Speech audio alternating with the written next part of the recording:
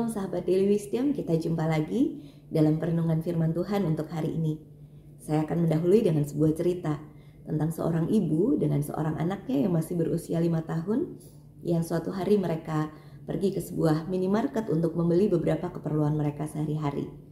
Dalam list belanja mereka, salah satunya adalah shampoo untuk ayah. Ketika ibu dan anak ini sampai di minimarket, dan mereka sudah mulai mengambil beberapa item yang ada di list belanja itu, kemudian tibalah giliran si ibu itu mengatakan, sekarang ambil satu shampoo untuk ayah.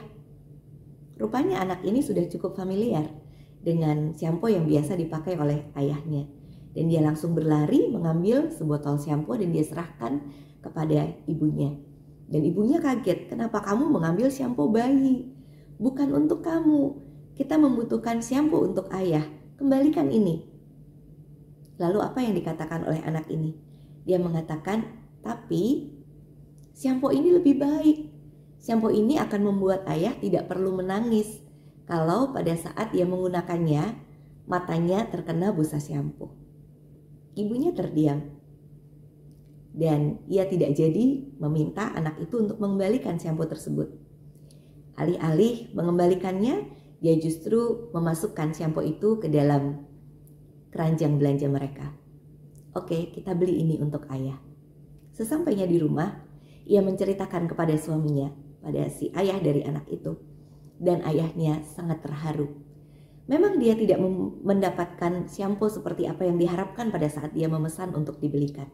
Tetapi dia mendapatkan sebentuk cinta dari anaknya yang begitu memperhatikan supaya mata ayahnya ini tidak pedih ketika terkena busa shampoo saat ia menggunakan shampoo itu. Saudara-saudara, apa yang dilakukan oleh ayah ini? Dia memberi ruang, membebaskan sang anak untuk mencintai dengan caranya. Ia memberi ruang kepada sang anak untuk mengekspresikan rasa kasih dan rasa sayangnya sesuai apa yang dia mengerti. Bukan sekedar sesuai apa yang dipesankan dan terbatas pada pengertian dan ingatan. Bukankah ini indah? Seringkah kita melihat orang-orang di sekeliling kita mengekspresikan kasih dengan cara yang tidak mudah kita mengerti. Kita dengan cepat mungkin bisa mengatakan, itu bukan kasih. Mestinya tidak begitu. Harusnya dia melakukan itu dengan caraku, dengan cara yang sama seperti yang kulakukan. Seringkah kita beranggapan seperti itu?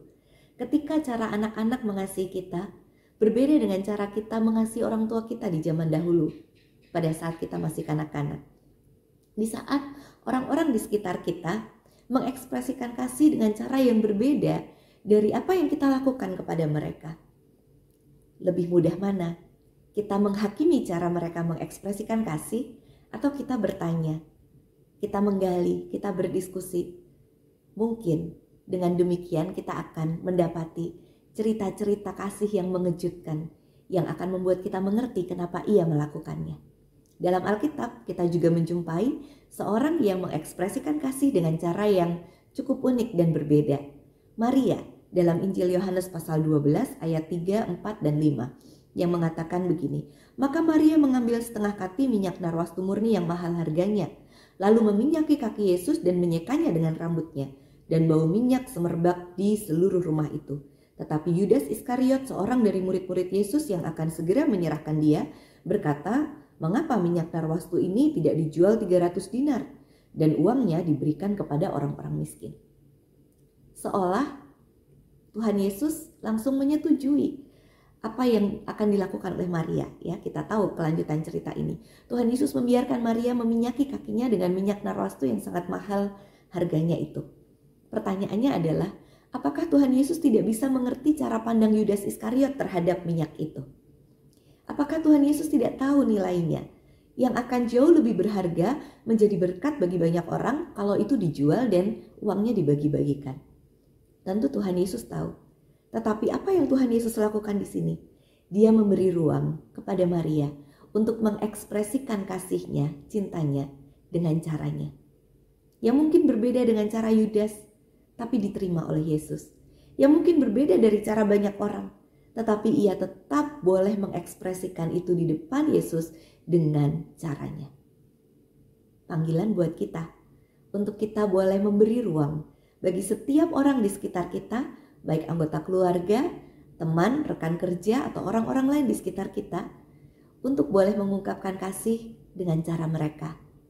Tidak selalu sama dengan cara dan penghayatan kita, tetapi biarlah itu merupakan bentuk cinta kasih, sebuah ekspresi yang tulus dari hati yang memang mereka hayati sebagai sebuah bentuk pemberian yang indah.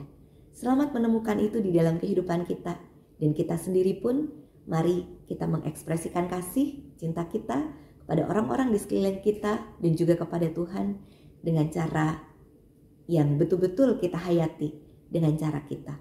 Bukan karena keharusan, tapi karena kerinduan untuk memberi dari hati yang mencinta.